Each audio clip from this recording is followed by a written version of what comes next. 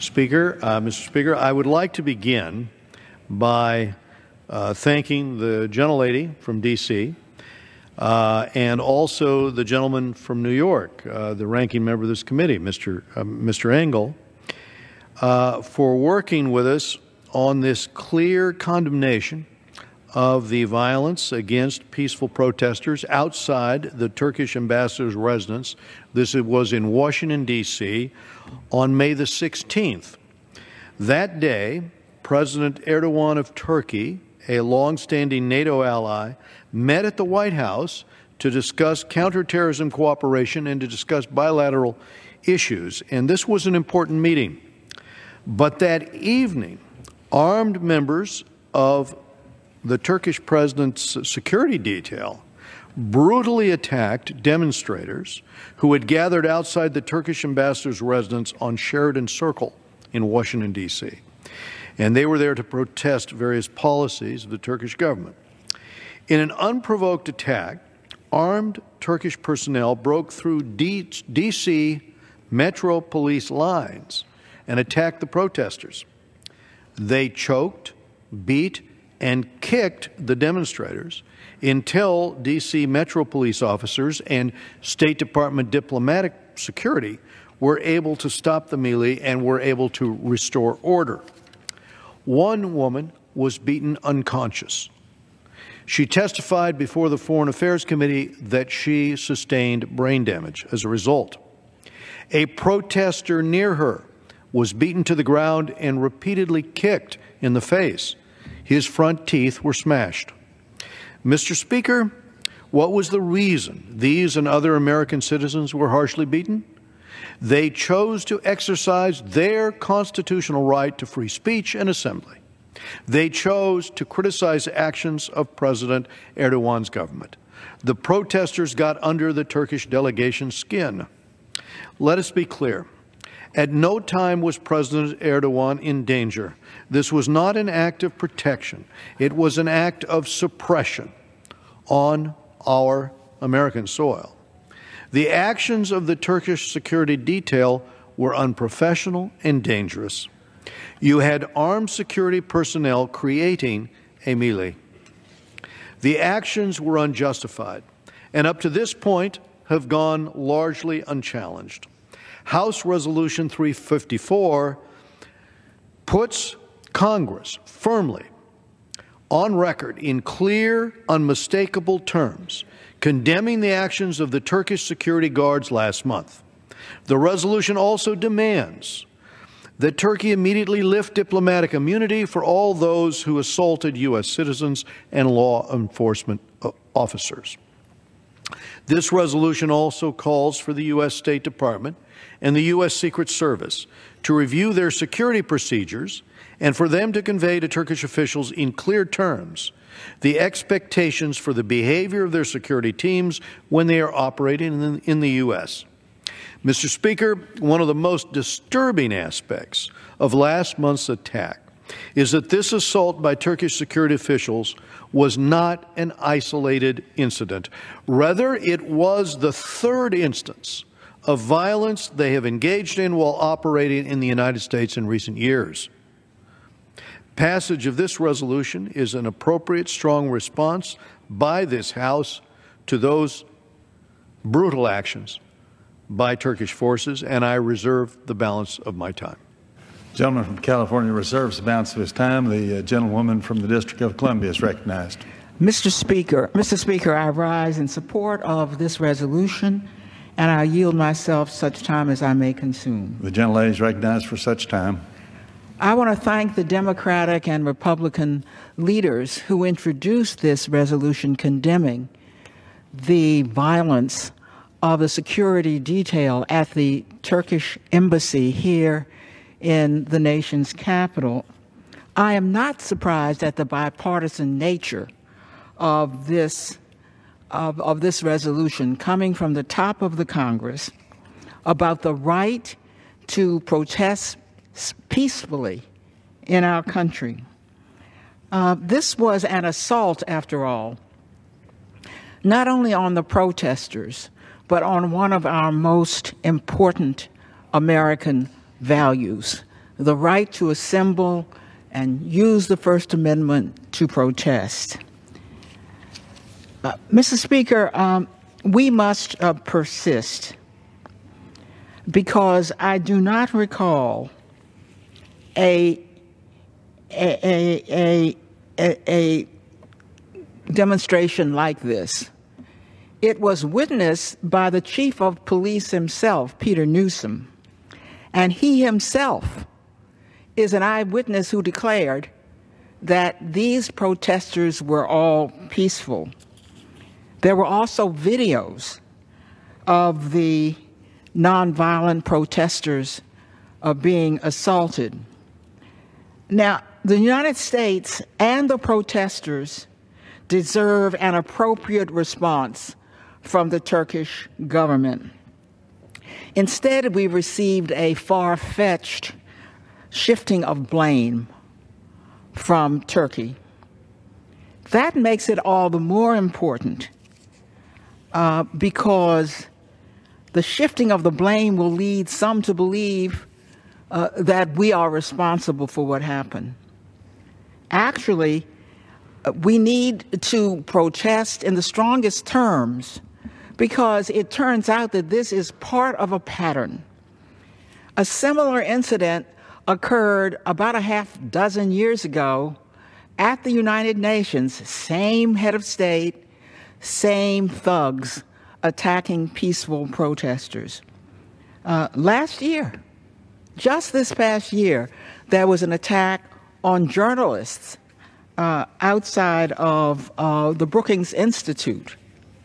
So if we don't tell them it's time to stop when we've had the third attack, they will persist, that is for sure. We know who these security details are. They couldn't have gotten into the country, accompanying a head of state without telling us who they are. Moreover, 2 of them were arrested, so we had their names. I have written the Secretary of State, Mr. Tillerson, to ask him to bar the reentry of these security personnel, to hold them if they are still here, and to request information on whether they are entitled to immunity, and if they are, to have this immunity waived. We will not let the Turkish thugs who took on our protesters unprovoked hide behind immunity. It can be waived. If it's present, it should be waived. These security personnel should be charged and prosecuted under U.S. law. Imagine, we would have done precisely the same if some of our security had behaved in this fashion in Turkey. There will be no justice to the citizens exercising their First Amendment rights who were stomped, kicked, and seriously injured until they and our country are vindicated with an appropriate response from the Turkish government, and I reserve the balance of my time. Gentlelady reserves the balance of her time. The gentleman from California is recognized. Mr. Speaker, I'll reserve the right to close. Gentleman reserves the right to close. The gentlewoman from the District of Columbia is recognized. Do you wish to yield time? I'm pleased to yield my good friend from Maryland 2.5 minutes. The gentleman from Maryland is recognized for 2.5 minutes. I thank the gentlewoman for yielding. Mr. Speaker, I rise today in strong support of House Resolution 354, which forcefully condemns the shocking assault carried out here on American soil, here in our nation's capital, by trained paramilitary agents of the Turkish Presidential Security Force against a peaceful assembly of protesters who were exercising their First Amendment rights to freedom of speech. Video footage offers evidence that President Erdogan sanctioned the attack and then calmly sat back to watch as his bodyguards carried it out. Each of us in this chamber must ask the question, what sort of foreign leader invited for an official visit by the President of the United States would conduct himself in such a reprehensible manner, would show such contempt for America's commitment to human rights and civil liberties? Make no mistake, This is the same man who has ordered mass incarcerations in his own country, who persecutes dissenters and jails democratically elected officials, who locks up journalists on a whim. In fact, he is the #1 jailer of journalists in the world. The assault on innocent protesters in the streets of Washington, D.C. is entirely consistent with the impulses of an autocratic Turkey. It has unmasked President Erdogan for the bully that he is and offers Americans a teachable moment on the character of official Turkey. It reflects a deeply embedded reflex that in the modern era has brought the world, among other things, the unlawful invasion and occupation of Cyprus, the Armenian genocide, and the violent repression of the Kurdish people. This incident demands more than just the prosecution of Erdogan's security personnel or the expulsion of the Turkish ambassador or the strong condemnation of Erdogan himself, all of which should happen. It is time for a complete reevaluation of the U.S. relationship with Turkey. We cannot pretend that it is business as usual with a foreign leader that has attacked our nation's most cherished democratic values on our very own soil. I yield back. Gentleman yields back. The gentleman from California is recognized. I'll reserve the right to close. The gentleman continues to reserve. The gentlewoman from the District of Columbia is recognized. Mr. Speaker, this has been painful not only for the protesters. It's painful for our country because Turkey is an ally. We have our differences with Turkey, but we are dependent on Turkey for security matters. If this had never happened before, perhaps we could say that Turkey just doesn't understand how we operate in this country. The fact that it was the third instance makes it particularly bothersome. Now, we're aware of how sensitive this matter is. You cannot deal with a foreign adversary who happens to be an ally at the same time as if he were simply the enemy or our opponent. We have to understand the sensibilities of operating in the international sphere. But it's clear that Turkey didn't understand that. I was particularly concerned that Mr. Erdogan was in his car the entire time. He could have gotten out of that car and called attention to his security detail. He could have asked a staff member to do the very same thing. Instead, he stayed in his car, got out after the security detail from the D.C. Police Department had calmed things, stood there, and had nothing to say. If we let this third instance go by with no response or accept or even seem to accept the Turkish response, that will be a signal to keep it up. So I am so pleased that my good friend on the other side and I are in unison on this.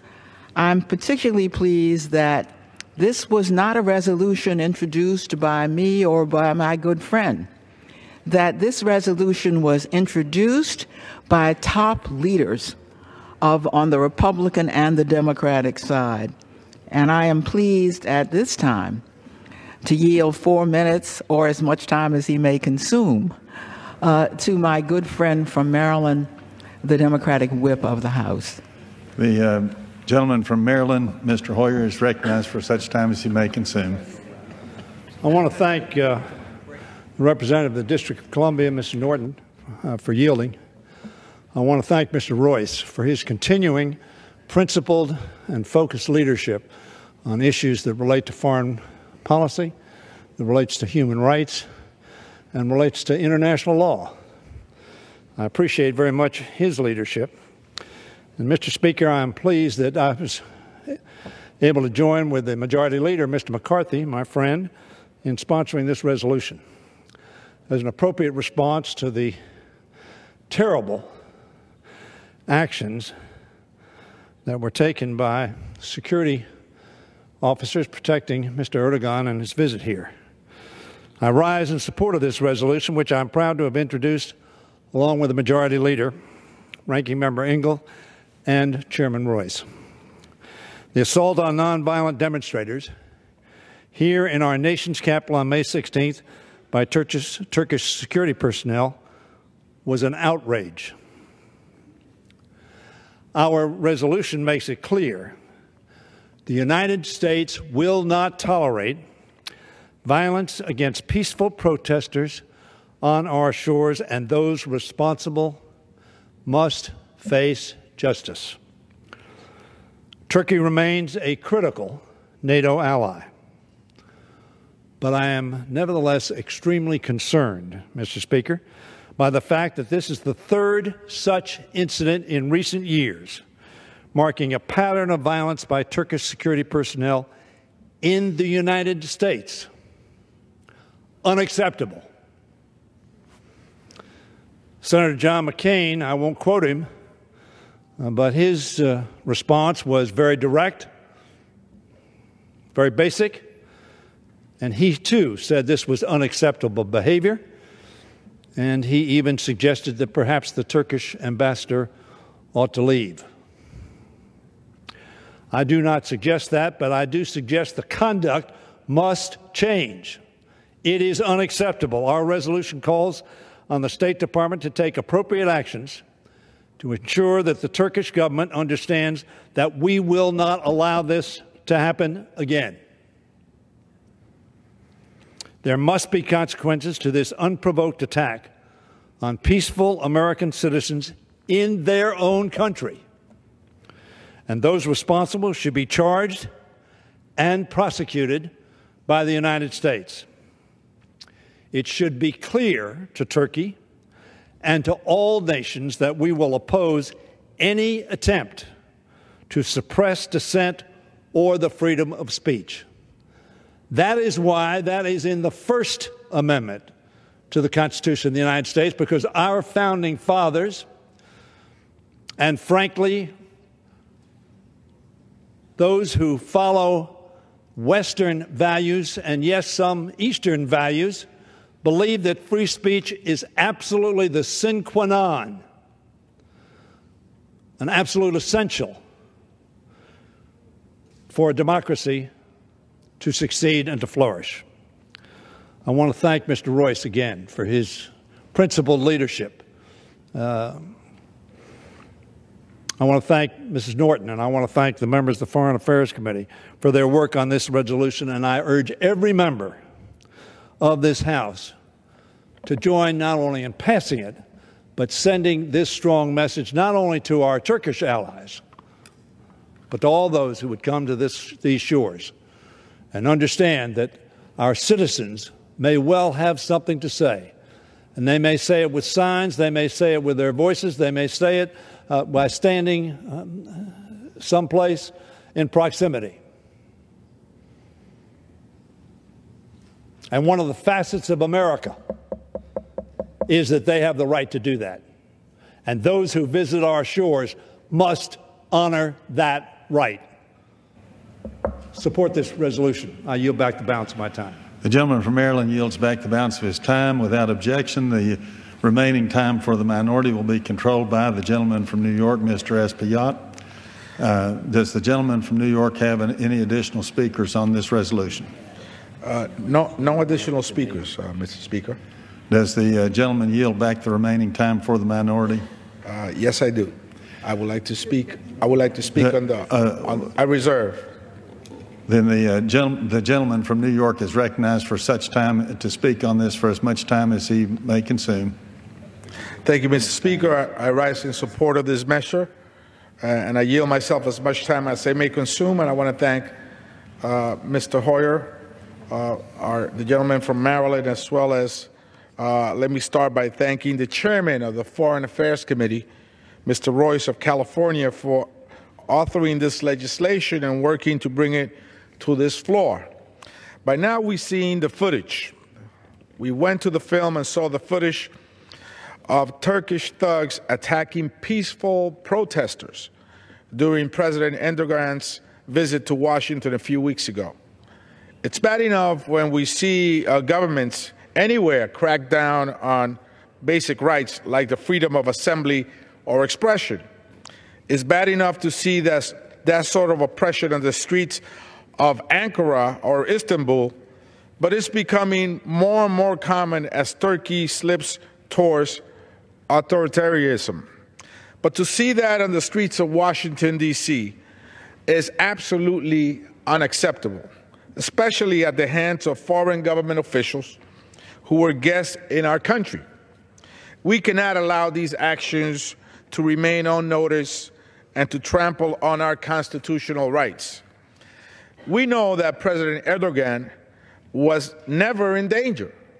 He simply decided to treat Americans the way he treats his own people. His guards even had the nerves to attack law enforcement officials who were protecting him and his delegation.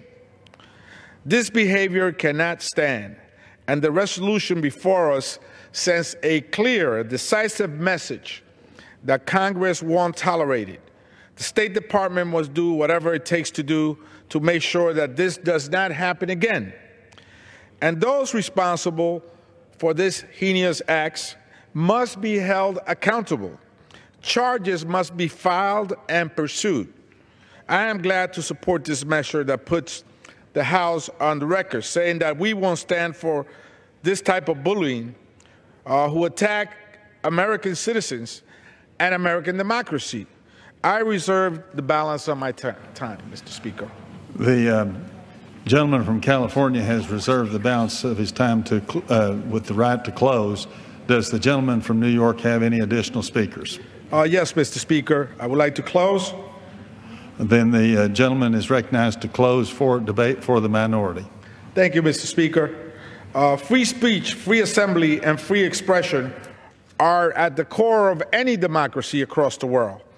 Turkey is certainly a partner and an ally, and it is deeply concerning to see the steady erosion of democracy in that country. But we cannot tolerate that sort of behavior here in our country. When you're in the United States, you play by our rules, and that means obeying our laws and respecting our values. Those responsible for violence against American citizens should face the consequences. Otherwise, what's to stop them from doing this once again? I support this measure, and I urge all my colleagues to do the same. I yield back the balance of my time, Mr. Speaker. The gentleman from New York yields back the balance of the time for the minority. The gentleman from California is recognized to close debate for the majority. Thank you, Mr. Speaker. I will yield myself such time as I may consume. The gentleman is recognized. Thank you.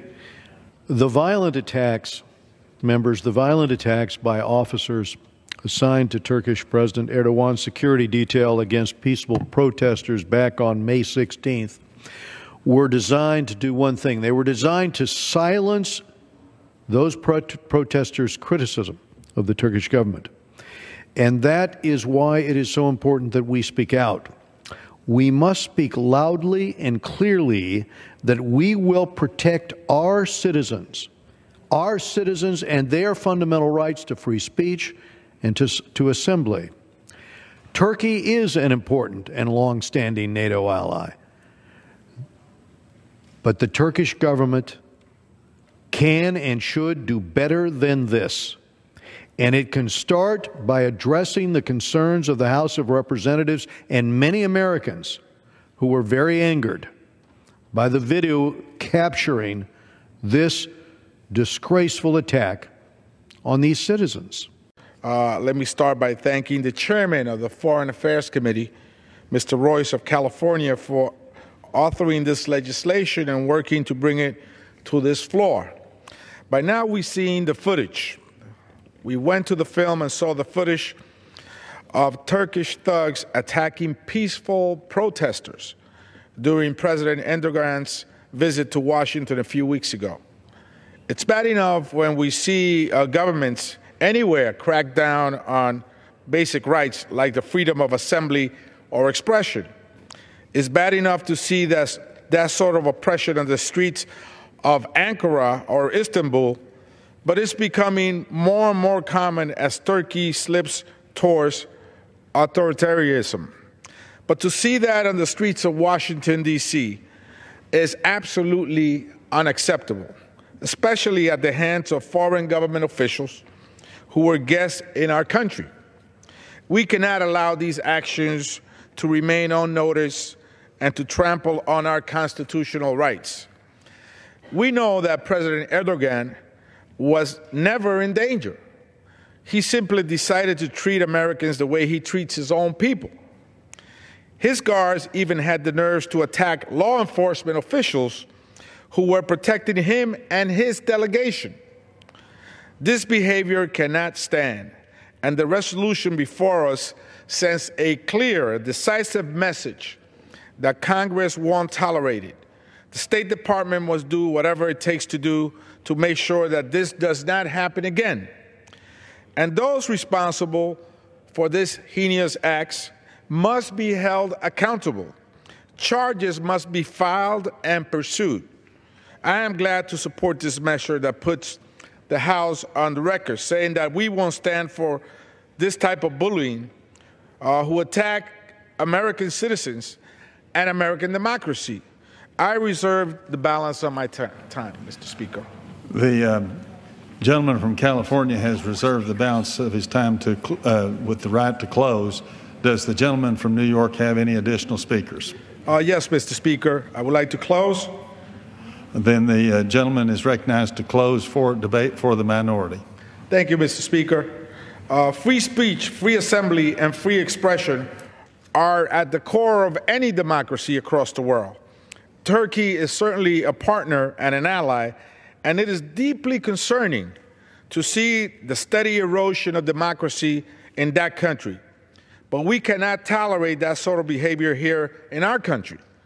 When you're in the United States, you play by our rules, and that means obeying our laws and respecting our values. Those responsible for violence against American citizens should face the consequences. Otherwise, what's to stop them from doing this once again? I support this measure, and I urge all my colleagues to do the same. I yield back the balance of my time, Mr. Speaker. The gentleman from New York yields back the balance of the time for the minority. The gentleman from California is recognized to close debate for the majority. Thank you, Mr. Speaker. I will yield myself such time as I may consume. The gentleman is recognized. Thank you. The violent attacks, members, the violent attacks by officers assigned to Turkish President Erdogan's security detail against peaceful protesters back on May 16th were designed to do one thing. They were designed to silence those protesters' criticism of the Turkish government. And that is why it is so important that we speak out. We must speak loudly and clearly that we will protect our citizens and their fundamental rights to free speech and to assembly. Turkey is an important and long-standing NATO ally. But the Turkish government can and should do better than this. And it can start by addressing the concerns of the House of Representatives and many Americans who were very angered by the video capturing this disgraceful attack on these citizens.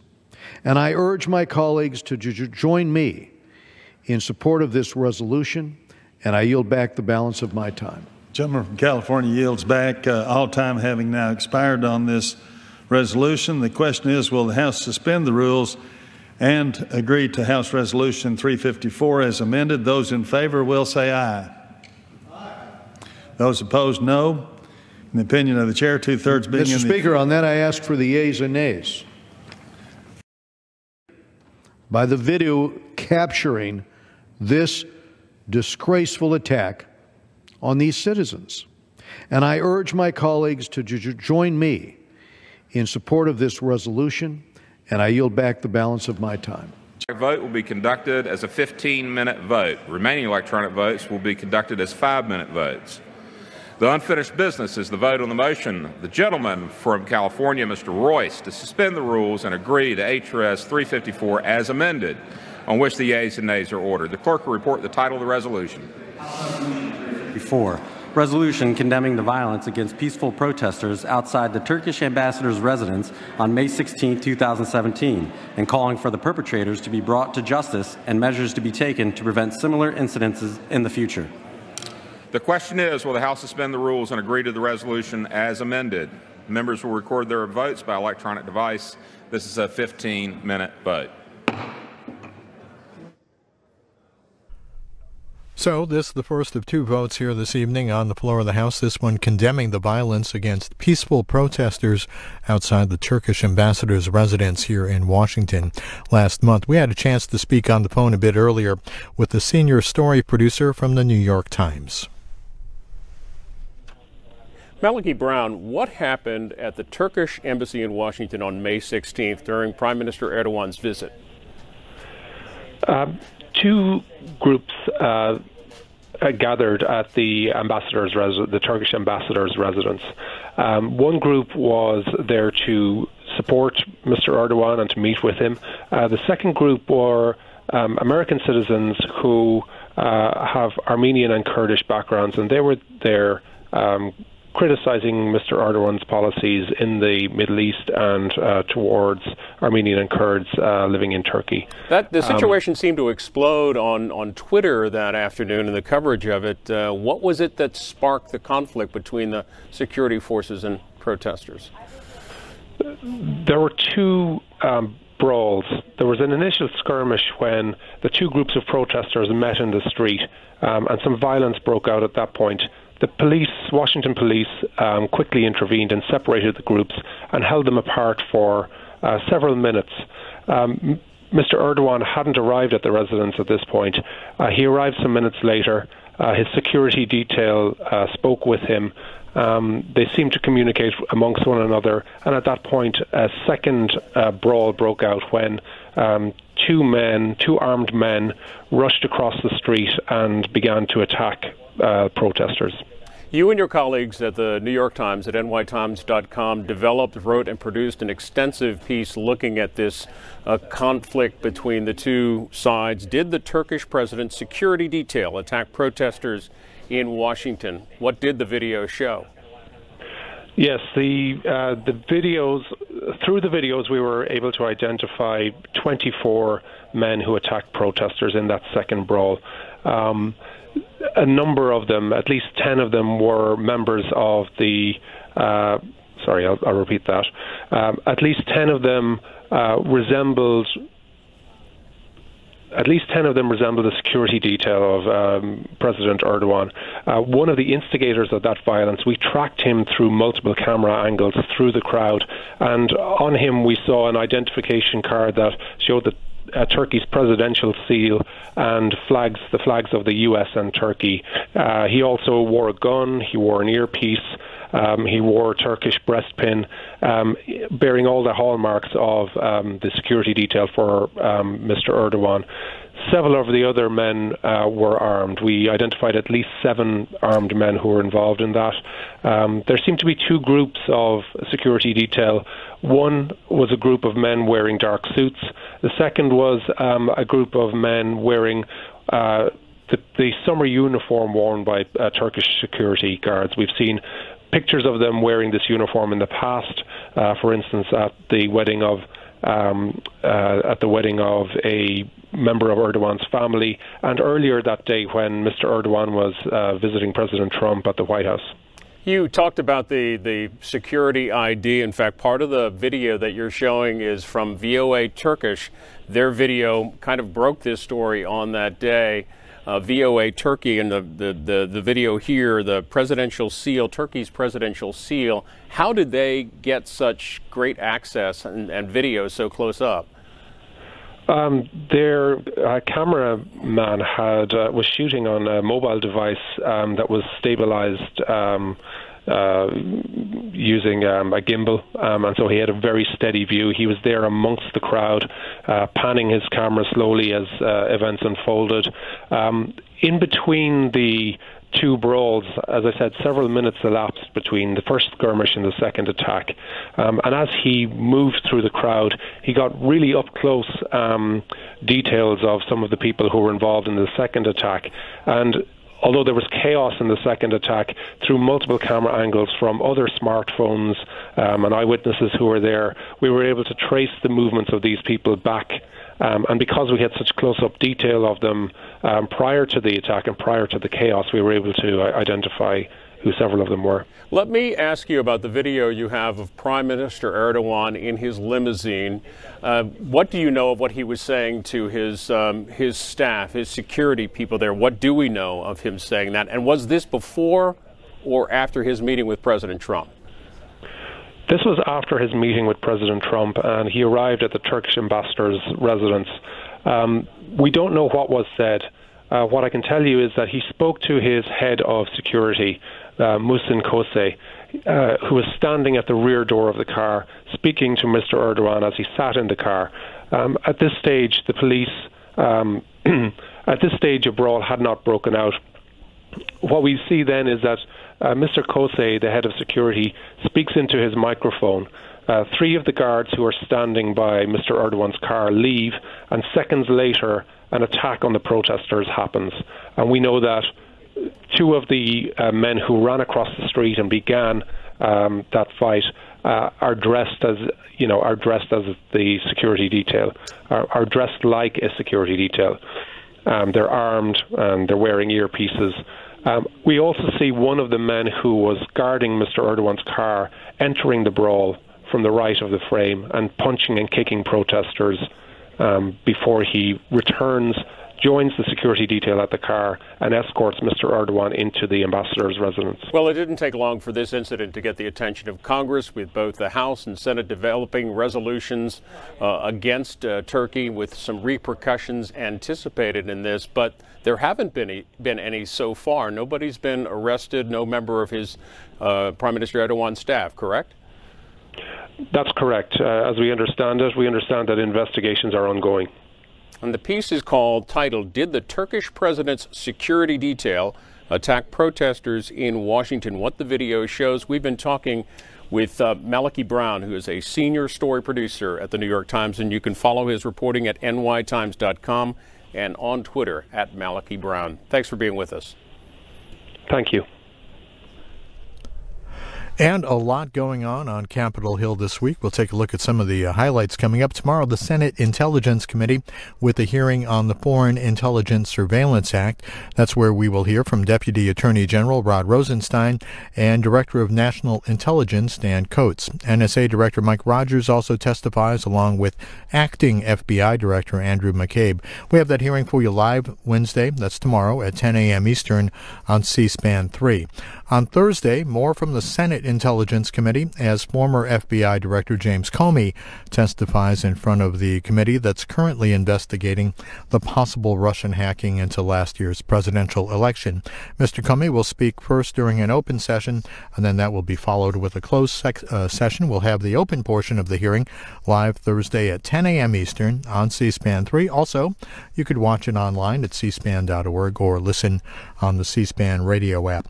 Tomorrow, the House plans to work on a bill that would waive polygraph tests for Customs and Border Patrol job applicants who've already cleared a background check and are current law enforcement personnel or military veterans with at least 3 years of consecutive service.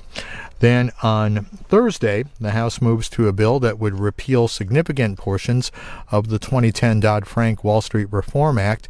Key changes including ending the too big to fail portion of the bill, repealing the Volcker Rule, which prohibits federally insured banks from trading with depositors' money, and placing funding of the Consumer Financial Protection Bureau under congressional control. That again scheduled for Thursday here in the House. Earlier today at the White House, President Trump met with GOP leaders, including Senate Majority Leader Mitch McConnell and House Speaker Paul Ryan, as well as some of their top deputies.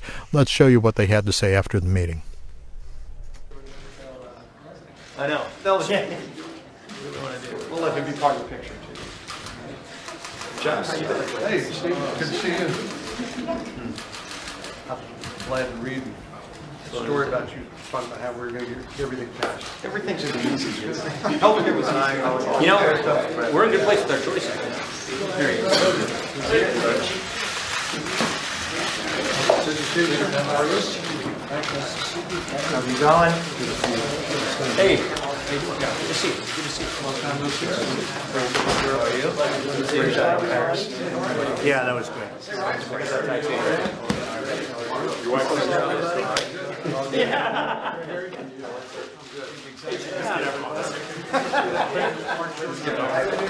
You're as good as much as I am. How you been doing? Doing great. How are you? Doing great. How are you? Good. Hey, Steve. Oh, wait, listen.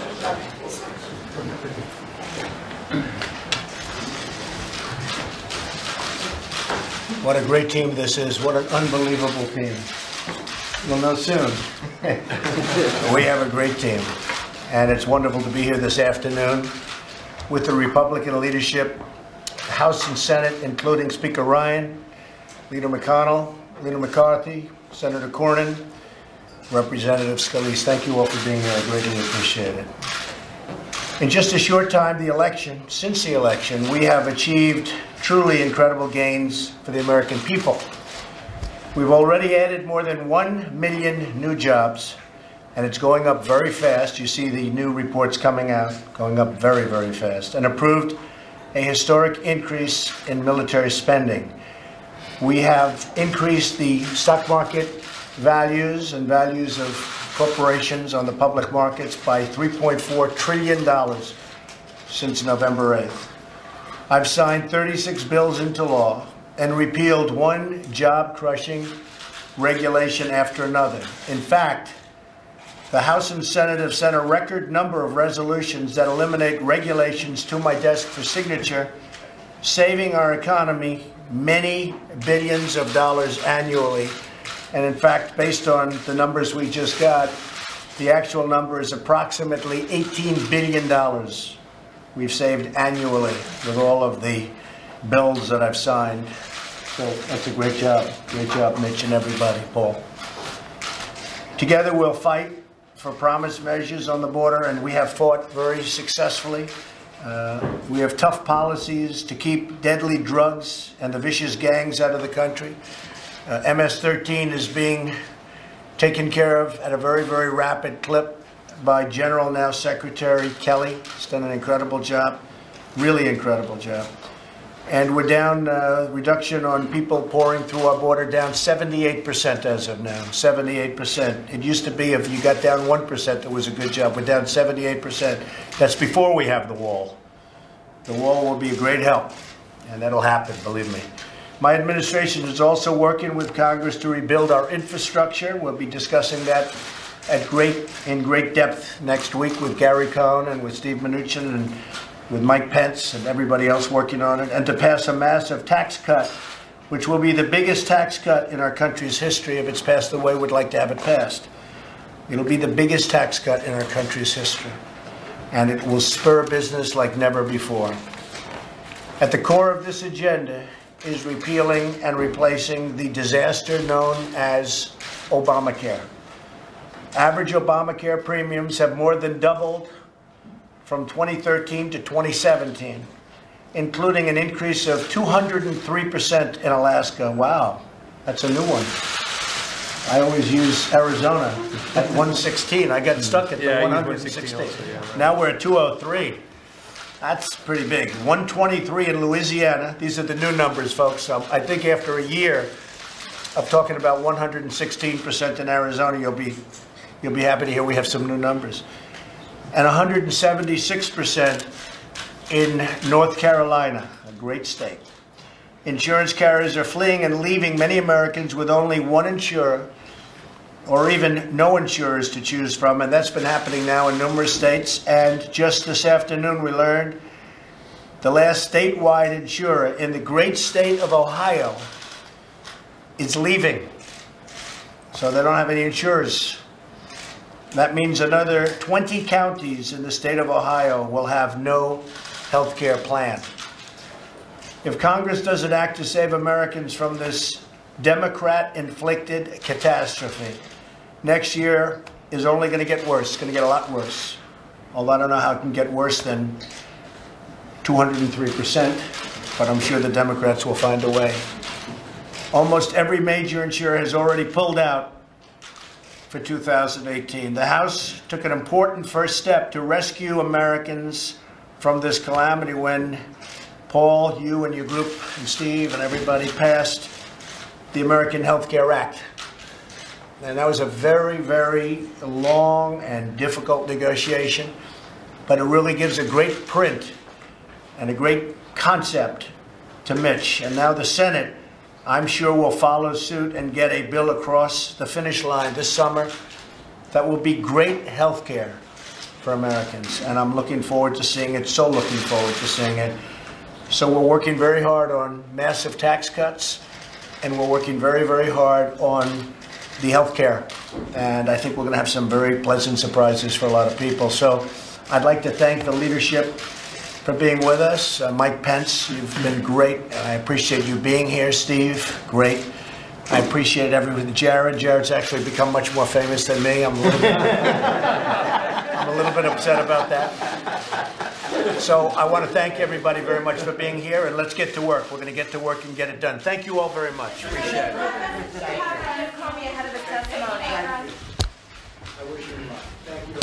Anything else, sir? Thanks, Press.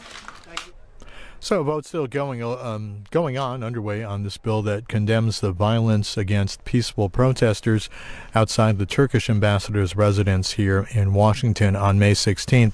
Our Capitol Hill producer Craig Kaplan passes along something from the Senate Budget Committee, letting us know that the health care bill passed by the House, the American Health Care Act of 2017, would, it says here, comply with the Senate reconciliation process. And what that would mean is that the Senate Majority Leader could have the ability to bring up that legislation under the provisions of reconciliation, which include a non-debatable motion to proceed that only requires a simple majority, no filibuster, time limits on overall debate, and then a simple majority to adopt the legislation. So again, that passed down from the Senate Budget Committee, saying the House health care bill complies with the reconciliation requirements.